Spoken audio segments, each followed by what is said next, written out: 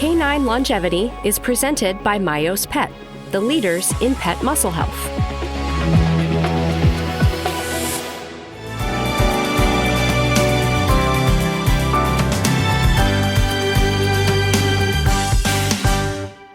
When we talk about longevity, one of the components is being proactive versus reactive. And that means we really need to understand what's going on within your dog, within your patient that we're dealing with as veterinarians. And there's so much that can be going on regarding inflammation that we're just not even aware of. It's the same with us in humans.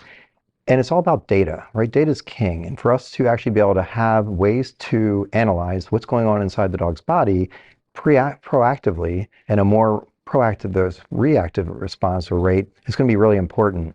So this is really taken off in the human realm, and believe it or not, it's in the veterinary space as well. So on today's edition of Canine Longevity, we have Dr. Morrow here from VDI. He's going to be talking to us about all things related to the ability for us to test these types of changes, inflammatory changes, mediators, and so forth, in our patients. Dr. Morrow, thank you so much for joining us. You're welcome. Thanks for having me. So another veterinarian, we're going to geek out on all sorts of things, and close by in Pennsylvania, it sounds like. What led you down this path? So a veterinarian that's now going the path of all the holistic longevity, wellness. Was there anything that with your own pet or patient, or what was it that kind of steered you in this direction? So I started very early into integrative medicine and studied actually at this very conference it was not called NAVC. It was the Eastern States Veterinary Conference. I met Dr. Carvel Tiekert, who was the founder of the AHVMA, the Holistic Veterinary Medical Association, and I specifically attended this conference so I could get more understanding of acupuncture and TCVM.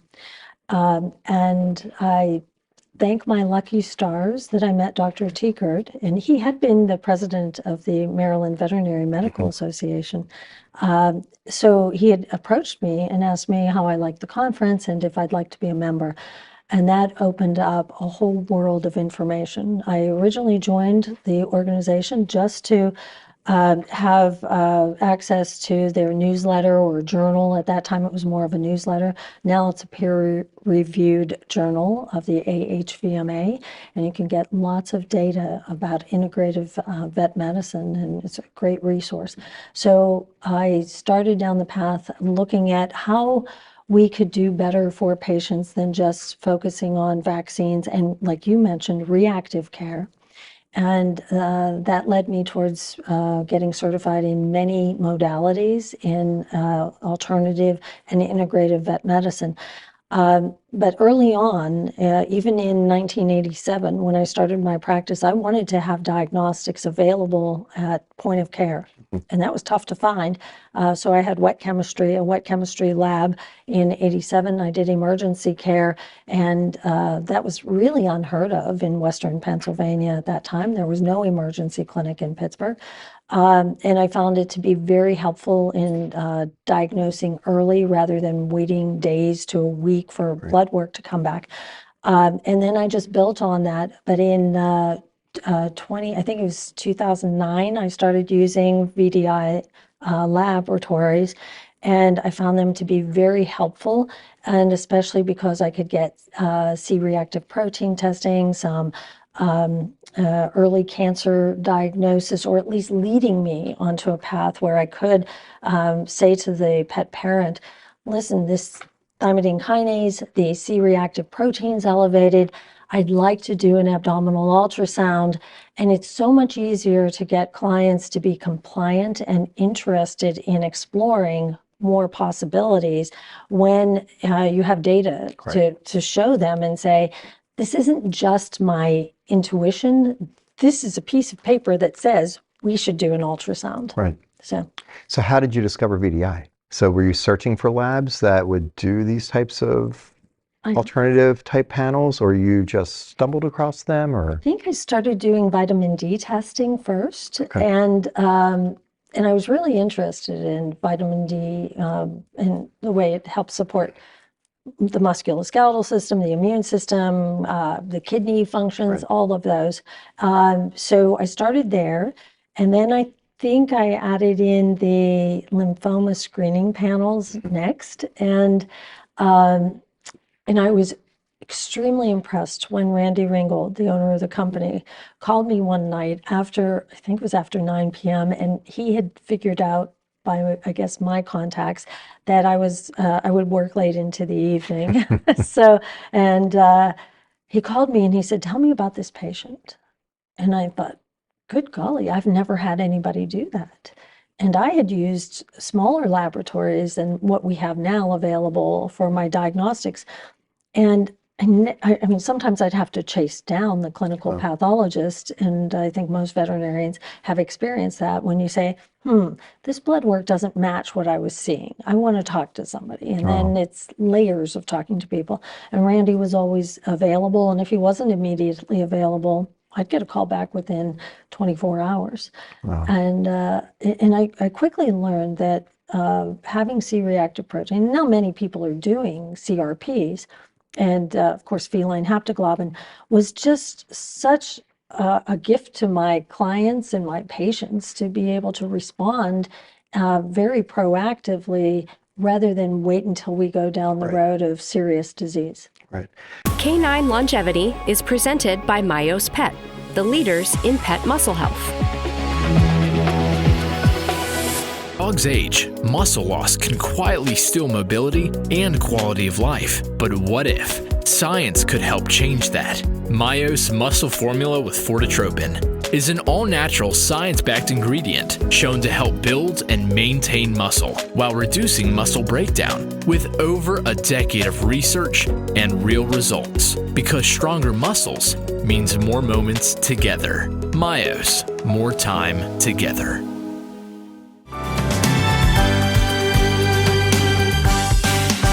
So then you were using the lab, and all of a sudden now, fast forward, you're working with them. How did that come about?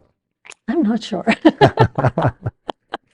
So maybe 5 or 6 years ago, I was, and I will say that VDI Labs has been very, and Randy and Kyle have been very supportive of the AHVMA, and it's been a really nice symbiotic relationship for members with VDI who are AHVMA and members, and certainly other people are using their lab services.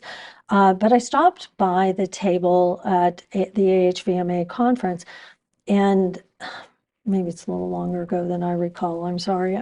This is 38 years in practice. So we were talking about vitamin D, and Randy mentioned about how magnesium, if you can't get those vitamin D levels to come up, magnesium is really important to follow up on. And they were starting to do serum magnesium levels. So I said, well, I already use magnesium, and I use a lot of topical magnesium in my practice. And I kind of figured that out along the way. And then Randy had asked if I wanted to be involved in submitting some samples. And we did that, and he recognized that I was sort of researching a lot of human side and European studies in nutrition and longevity medicine on both the human level and the veterinary level. And we would sometimes talk and collaborate. And then he had asked me to be on their medical advisory board. And then this past year, he asked if I'd be interested in being the medical director. So you're doing that and practicing still? Yes. Wow. Yeah. Wow. Well, it's at this point, we say it's around 4 hours a month, but I think it's more than that. But I love it because I love how innovative VDI is and how responsive they are to the veterinarian's needs and interest and curiosity. So how are you getting the word out? So I think the challenge we have in the veterinary industry is that this whole area of proactive medicine, right, versus reactive. I think the challenge we have of even understanding when and why they should run these tests, and then what the tests mean when they get the results back. We're going to geek out on biochemistry here in a bit, but it's a matter of they're so busy. Veterinarians are seeing the cases, they're trying to work them up, do their annuals, do the vaccines, get them out the door, and to do that deep dive into, hey, this is more of a proactive type test I want to run. Even in the healthy dogs, I think obviously that's what we're talking about is here being proactive. How are you getting the word out to veterinarians that this exists and the why? Why is it important? So First, I'll speak as an individual practicing veterinarian. When I see cases, and I see cases from all over, as many integrative veterinarians do, I'm usually in contact with a local veterinarian. And so even if I don't directly speak with them, when I send the pet parents, and I always send pet parents with their data so they can have it and keep it in their own folder as well as in the chart I possess. When they go back to their veterinarian and I suggest that they have these tests run, I have many clients who spend half the year in Florida and half in Pittsburgh. They then the pet parents are educating their veterinarians. Right. And sometimes it shocks me that a veterinarian has been given a gift and they choose not to open it up. And, and most veterinarians, though, will ask the pet parent how they can, contact this laboratory, or they'll contact me directly. Okay. So I've done some podcasts for CIVT, and I did get veterinarians contacting me after that podcast. And it wasn't specifically about VDI, but some of the things that I mentioned led to veterinarians saying, hey, I want to find out what they offer. And the service is just exemplary from VDI. And that's why You're part of the part. Yes. Yeah. So if a client or a pet parent orders the kit, they have it run, and they have questions, can they call directly into you as one of the veterinarians to ask questions? Or are they directed back to their veterinarian to answer questions regarding the results? So at this stage, at the level that I'm involved, I am not answering other veterinarians' questions directly. Okay. I will collaborate with Randy Ringgold, and sometimes he will send me an email that has the ordering veterinarian's information. So it's usually Randy communicating with the veterinarian. Okay. And most of the time I give him a bigger answer about the case than, and it goes beyond the scope of the diagnostics and my clinical impressions. Okay. And then he'll share that with the veterinarian who ordered the test. We're really not consulting at this stage not at all direct to pet parent, other than values. But what VDI does, and they do well, is that it's a test and treat philosophy as an integrated veterinary lab. So that means when the test results are presented, then options for next steps are given. Perfect. Which is great. To the pet parent and to the veterinarian, or? Veterinarian. The veterinarian. So then the veterinarian, as an example, let's say the TK test and C-reactive protein, or in cats, the haptoglobin, are elevated on an advanced gastrointestinal panel. Well, there'll be these little boxes that explain each of the values, such as the TK is elevated, C-reactive protein is normal. Right. Investigate for pancreatitis. Well, CPL, FPL are on that AGI panel. Got it. So we can already rule in, rule out pancreatitis. And then there may be a line, and I started with elevated C-reactive protein and TK, elevated neoplasia index, do diagnostic imaging to see, do you have lymphoma going on here? So it gives a lot of guidance. Vitamin B12 is on that panel for AGI. And if vitamin B12 is low, there'll be guidance on dosing for vitamin B12, not just give them some B12, but like sometimes as veterinarians, we're in the dark about, okay, vitamin D is low, what do I do now? So if that's the case, where do you send them to get the supplement? So is there or they just go online and sort of look it up, or do you guys help with that as well? We help with that as well. Okay. So VDI now keeps in stock many of the supplements. So it simplifies ordering. Yes, it's really very nice. Okay. So it simplifies. So the veterinarian can just call them directly and say, send me a pack, a dozen of these, or I only have one patient who needs it. Can you send that out with my next kits or whatever supplies they need? So I'm going to play pet parent. Okay. And so I'm listening to this podcast, and I say, whoa, I have a 5-year-old lab. I want to have this screened. I want to get on, I'm going to be more proactive. So they're going to, and say their veterinarian that they see, hasn't worked with you guys, hasn't worked with it, and doesn't really know a lot about some of this proactive medicine. Can the pet parent, can I, as the pet parent, reach out to you, order the kit, you send it to me, and I take it to my veterinarian? Or would I say, hey, I'm really interested in this. I have to convince my veterinarian to order the kit from you guys? Help me with that first, because I have me as a pet parent being very proactive, man, I'm all in. What's my next step? If someone asked me directly what to do, my response would be to contact the veterinarian. Their personal veterinarian. Their personal veterinarian. And it's so easy to set up an account. VDI makes it very simple. Okay. Unlike some of the major labs, you can order 3 tests a year. You're not committed with any crazy contracts or fees.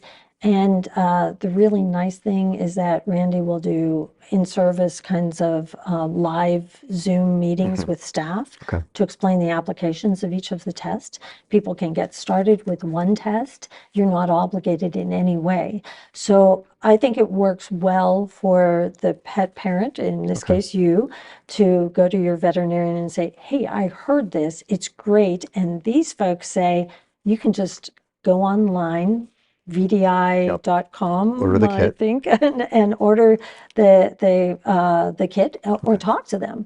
And Kyle and Randy will get on the line and they will fill a veterinarian in, send whatever kits they want, and you can start slow. Perfect. So kit's going to come to my veterinarian, take my dog in, they're going to draw the blood, send it in. Results then come to myself and the veterinarian, or will they go to my veterinarian? The veterinarian for review, which is good, because if something is unforeseen or doesn't make sense, then they can reach out to VDI Labs. Okay, perfect. And then, but the report, I will say, their reports are beautiful. Okay. The report is can really the client, easy can I as a pet parent get a copy of the report as well? Because I love to keep all my files and, you know, kind of I about give that. all my Okay, clients. so we can have a copy of that. You can have a copy, and the copy is very easily understood by the client. Okay. This segment of Canine Longevity is brought to you by Equiseer for Dogs, combining light therapy, infrared, and neurostimulation to help support canine comfort and movement.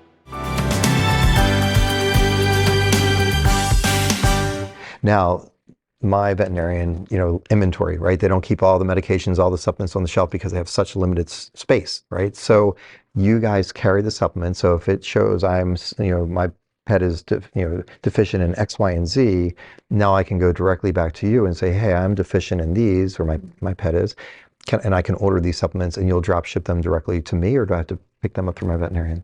Yes. Because these are, I'm just trying to figure out logistics, because as we really get the word on the street out there to proactive medicine, medicine 3.0 versus 2.0 in the veterinary space, I think what's going to happen by demand, the veterinarians are going to be brought into this, right? Because so many of them aren't quite there yet. We're really pushing for it, but it's going to be by client demand. So what you're going to find is that, especially as things like these podcasts and TV series release, you're going to like, whoa, lots of dog owners are reaching out. How do we actually make this streamline, and how do we make this so that we can scale this up? So I know that my clientele, boy, oh boy, a lot of them are performance dogs. They want things like yesterday. They're a little impatient. And they're like the border collies that they're running with. And so definitely something that I want to be able to say to my clients, hey, this is the next steps as you're going back to your veterinarian. So is very, very helpful. And the supplements, then we'll talk to Kyle about how those actually then get back to the patients. And I'm assuming then once they're on those supplements for a while, they should probably rerun the panels to make sure that we're balancing out, right? And the profiles say, for instance, with vitamin D, because it's a fat-soluble vitamin, you're not going to run it the next week. Right. Run it in 8 to 10 weeks. Right. Now, I have some clients who are in my office 3 weeks after, we drew the test, and then we review. I send them with the vitamin D. I stock it in my office. And I will often have 2 or 3 supplements. Of course, we don't start all these supplements the same day. You have a pet parent calling you the next day saying, what did you do?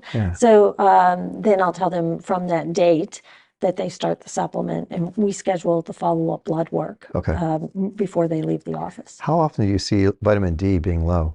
and the patient use screen? So this is an interesting question because previously I saw it about 65 to 75% of the Whoa. time. But now something has happened since COVID, and Whoa. I have not talked to Randy about this in detail. I am seeing more elevated vitamin D levels and very elevated vitamin D levels. So this is my theory. I always ask clients about what else they're giving that I don't know about. And lo and behold, my clients are sent a survey every time they're having an appointment, which says what new things are going on, what old things haven't resolved, what food and supplements are you giving? And I will get a whole list. And invariably, I get a list of what I recommended, either from TCVM herbs Yeah. and general supplements. And I look at it and I say, okay, that matches my notes. Here we go. We're in the room. And I get these crazy 250 vitamin D levels. And I'm like, Wow. this is odd. This dog's not on any supplemental vitamin D. When I asked the client, and now I've been specifically asking about therapeutic mushrooms because as therapeutic mushrooms are all over the internet, I'm seeing loads of elevated vitamin D levels. Okay. So now it's becoming important to monitor, are we excessively supplementing? The other thing that will raise vitamin D, and you know this, is all the salmon. And there's loads of salmon meals, salmon treats, dehydrated salmon. So now we have to worry about that. But this is the other part. I have a theory that many pet food companies, to make up for the rising cost of muscle meat going up, are adding more organ meat. Okay. And it's really easy to do, even in raw foods, and maybe more so. And I have many clients who are feeding raw or So that's even more important because in the sporting dog community, the agility community, that is a very hot topic and a hot area that they will commonly do. So boy, we need to stay on top of that. And I think pet parents really need to be watching vitamin D levels because you get excessive for a long period of time and then you can have damage. Yeah. Dr. Mara, it's been incredible. Thank you so much for taking time with us. And if pet parents would like to learn more about your company, they go to VDILabs.com. Excellent. Thank you so much. Thank you. And remember, it's all about your pet's health span, not just lifespan. And stay tuned. Coming up with us from VDI, we're going to have Kyle here to talk about all things bioenzymes, biomarkers. We're going to geek out. Stay tuned. Stay.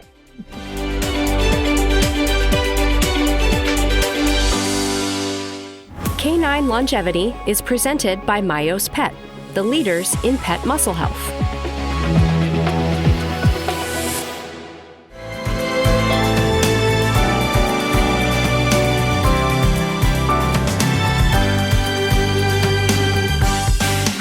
So joining me now with Canine Longevity is Kyle Wilson with VDI, and we're going to be talking about all things biomarkers, inflammation, test kits, everything we should be doing from a standpoint of longevity and proactive medicine with our canine patients and pets. So thank you for joining us. Yeah, thanks for having me. So I'm going to geek out a little bit. I was a biochemistry major at Hopkins, and so I know your whole area of understanding these things is a deep dive. So if I get too deep, be like Canapp, rein it back in. So when we talk about this proactive medicine, when you go to your veterinarian, they run your basic CBC chem profiles. They do it for us as well when we go to our own doctors. And there's such a deeper dive we should do, even with us when we're looking at a lipid panel, and there's LP little a and all these things that you go to your general doctor and they're like, you want to run what? And so I think what we're doing now is we're seeing owners being way more receptive to a proactive approach. And therefore, I think we'll have a trickle-down effect to really bring small animal practitioners into this whole world of testing that you guys are doing through VDI. So explain to me, help me understand a little bit what's available as far as to the pet parents out there. What tests should they be doing? How often should they be running them? Are there kits, and are those kits sent to the vet or to the owner? So kind of a little bit, I guess we'll first start with what do you recommend on like an annual basis or semi-annual that people really should be adding to their basic workups just for your healthy wellness evaluations? Yeah, so I'm going to touch on one thing you just mentioned there is about the CBC chem profile. It's a conversation we have with veterinarians, even pet parents every now and then, which is the body works really hard to keep blood chemistries normal.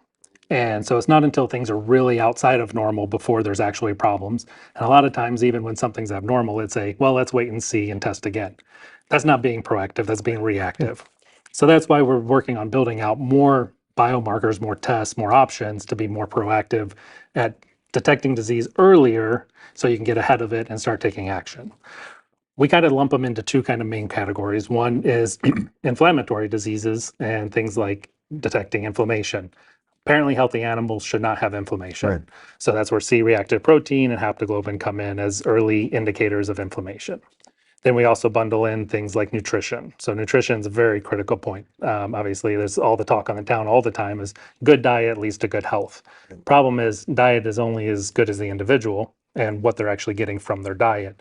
So testing can help us determine, are they getting all the nutrients they need? Essential vitamins, vitamin D, B12, folate, magnesium, but even things like hair analysis looking at micronutrients. So it's kind of a whole look of what individual pet is getting. And it could be siblings in the same household, two golden retrievers from the same litter, on the same diet, same age, everything, same health status, different vitamin levels. Right. So nutritionally, we say start around 1 year old. Once you're on the adult diet and you've kind of got a good stable diet, get that first test in. See what the levels are, see where you need to make some tweaks or adjustment, or maybe it's just not a good diet for that pet.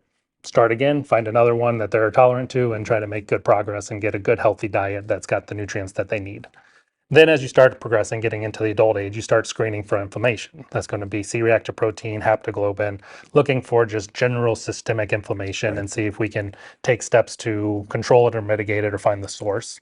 And then once you start approaching senior age is when you get into the more specialty things. That's going to be hyaluronic acid, which is a joint test, looking for early signs of degenerative joint disease. Cancer screening, looking for early signatures that cancer may be growing, or that the pet's at risk of developing cancer. That's a big thing, is like it may not have cancer now, but we're starting to see abnormal cell growth. We're starting to see inflammation. And when those things happen together, it's a recipe for cancer growth. Right. So especially when you couple that with low vitamin D levels, that kind of thing, you really want to try to bundle that together. So we start to say if you're a high risk breed, or if you're starting to get into the senior age or the late adult stage, that's when you want to start looking at those specialty kind of tests. And then that's kind of the framework that you build off of the specialty tests. There are some other applications, like if you're a sporting dog, for example, you're an agility dog, you may want to do some of this stuff earlier, try to make sure you stay on top of it. Canine Longevity is presented by Myos Pet, the leaders in pet muscle health. Dog's age, muscle loss can quietly steal mobility and quality of life. But what if science could help change that? Myos Muscle Formula with Fortitropin is an all-natural, science-backed ingredient shown to help build and maintain muscle while reducing muscle breakdown, with over a decade of research and real results. Because stronger muscles means more moments together. Myos, more time together.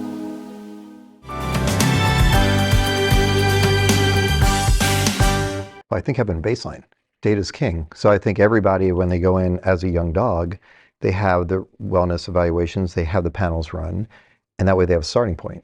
And they can track those over the years to see. And I think you mentioned the senior dogs with cancer screening, but would you think to do cancer screening even earlier, as because some of the cancers we see in golden retrievers we may see even absolutely. earlier. High risk breeds, as soon as they're adults, it's a good time to start. Yeah, okay. And you're going to get that information. What we're really looking for in the cancer screening isn't, are we detecting cancer? That's a very big important piece. Sure. But when we do cancer screening, we bundle it with inflammation.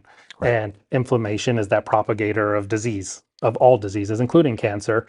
And so if we can take steps even before the tumor develops, right, then we can start to push that down the line, or hopefully prevent it altogether. Got it. So if you start testing sooner, that's when you're going to start seeing these trends pop up.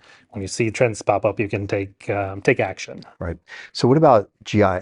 This term loosely, GI mapping, or looking at the gut is such an important organ, so responsible for cardiovascular disease, type 2 diabetes, cognitive dysfunction in humans if they have inflammation within their guts. Is there anything that we can do for the patients as well to look at any kind of gut health that you have? Yeah, there's some definitely microbiome testing that's a good option. Mapping the biome, seeing what kind of bacteria, the diversity, the richness, seeing if there's anything growing in like an SIBO situation. Sure. We also have some other stuff that we work on. We look at things like mycotoxin exposure. So this is mold growth that could be from the areas they live, especially in hot, humid conditions. Sure. That can be an underlying contributor to GI and derm signs.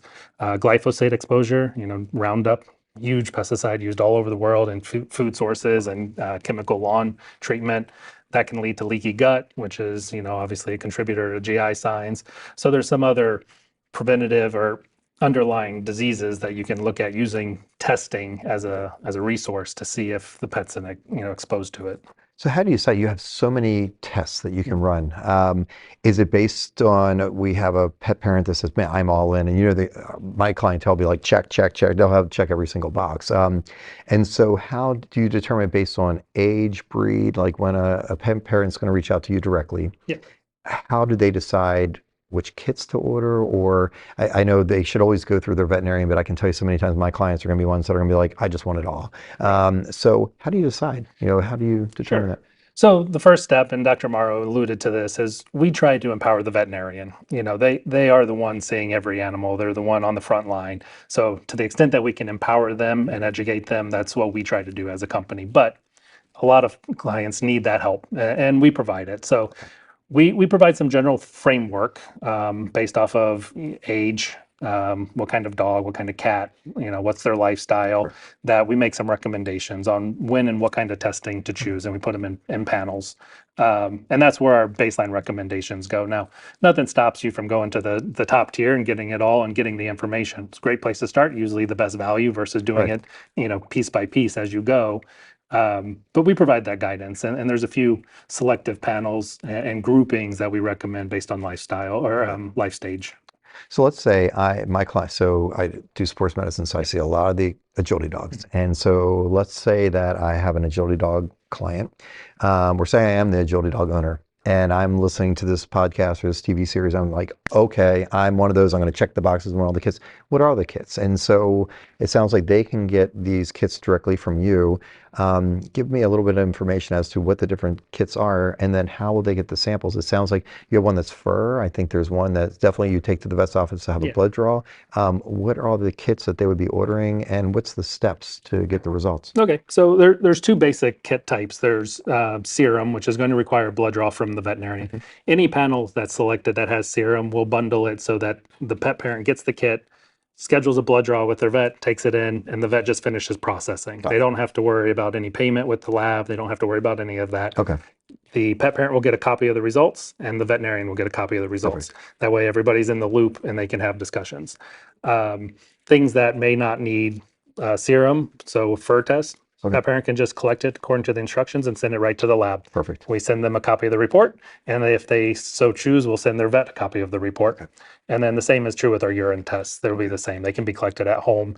If you're having trouble collecting at home, you can request that from the vet, and they can help with that. Of Canine Longevity is brought to you by Equiseer for dogs, combining light therapy, infrared, and neurostimulation to help support canine comfort and movement.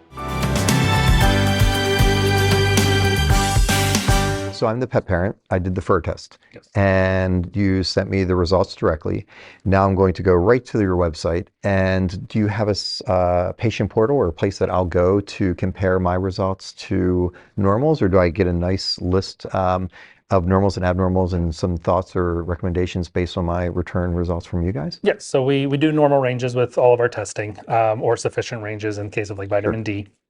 So we do provide that on the report. Then we make recommendations for products where it's suggested and necessary. Everything we make on a report is in consultation with your regular vet. So we don't want anything to be stood in isolation. It's part of a collaborative team effort to make sure the pet's getting the best care. So keeping that in mind, we do provide recommendations on the report that the veterinarian can review with the pet parent, or the pet parent can look at it, and if it makes sense, and after they've already talked with their vet, they can move forward with looking at those products. So we partner with a range of companies. We don't manufacture our own products, so we find partners that are high quality, reputable, with good products that we know are safe and effective. And we make them available. So if they're on our report as a recommendation, you don't have to follow the recommendation, but it's there as a resource to say, this is a good product that pairs well with the results of your specific pet. Perfect. And then you can go right to our website and you can order it. Now, some things may be only through the veterinarian. So we do have some veterinarian only products, and it'll ask you to have your vet contact us to order, because they are vet only products. But a lot of it, like vitamin D, B12, colostrum, that kind of stuff, is available to the pet parent. So it's just right there, easy to order, even from different brands. It's just if it's on our report, it's on our website and you can Got order it. Perfect. What are the ones that you'd have to get through a veterinarian? We have a couple lines of like nutraceuticals that are veterinarian only lines. Okay.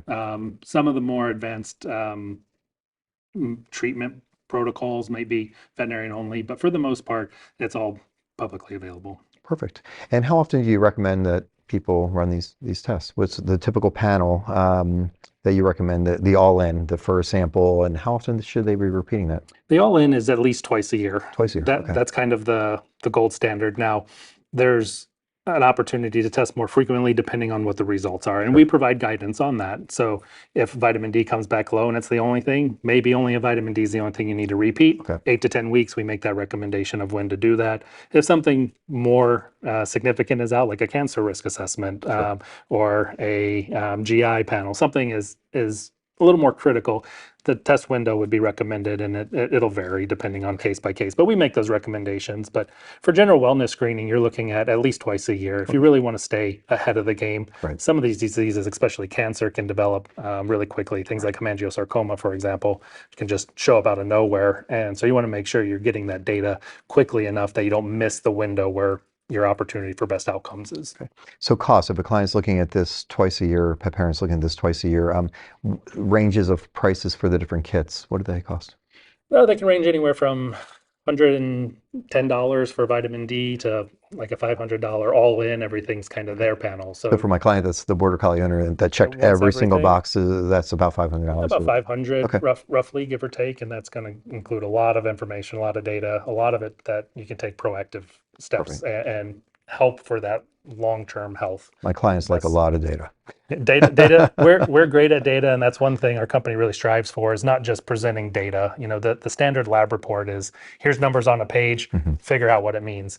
We take those extra steps to try to understand what they mean in context with the patient. Awesome. One thing you'll see us talk about a lot is context sensitive. Everything we do is context sensitive. So when you submit a sample to our lab, we ask a bunch of checkbox questions. What kind of medications? Is there recent surgery? Other concurrent diseases? Is there a tumor? What kind of GI signs? All of that drives our expert system, so we can dial in those recommendations, so we can dial in that diagnostic and say, this is what's going on specific to your pet. And that really helps us provide a better service than just, CRPs abnormal, good luck. Sure. Okay. So makes sense. It's been fantastic. Yeah. So if pet parents listen to this right now and they're interested in more information or ordering the kits, how do they do that? They just head to our website, VDILab.com, and that's all the information's out there. They can definitely reach out to us anytime. We're very responsive. There's not very many layers of people to go through to get to somebody, usually myself or Randy, and we'll get you responses. Definitely, if they can get their veterinarian involved as a partner in this, it makes life easy, because they're going to have additional questions, because unfortunately life's not as simple as just one test result, right? So we're always here for that. So just head to VDILab.com and shoot us an email, give us a call, fill out a form. Perfect. And we can help. Kyle, I can't thank you enough for taking the time. Yeah. Really much, just great information. This has been Dr. Sherman Canapp with Canine Longevity. And remember, it's about your patient or pet's health span, not just lifespan.